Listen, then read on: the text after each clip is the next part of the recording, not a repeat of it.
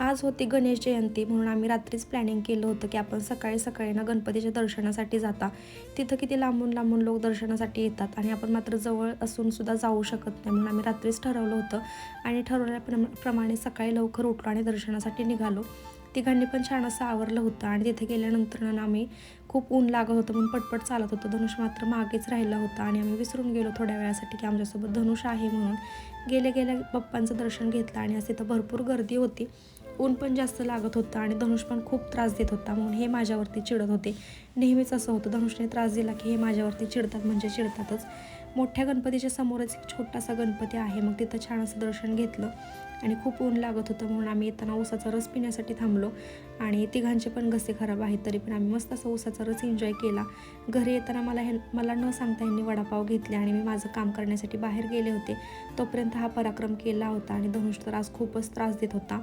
दुपारच्या जेवणासाठी मस्त असं वाटाणे भात बनवला होता. कोणाकोणाला वाटाणे भात आवडतो नक्की कमेंटमध्ये सांगा.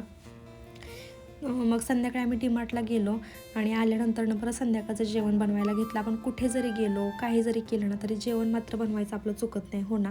आल्यानंतर मग गुलगुले बनवायला घेतले आणि छान असे गुलगुले बनवले एकदम गोडमध्ये.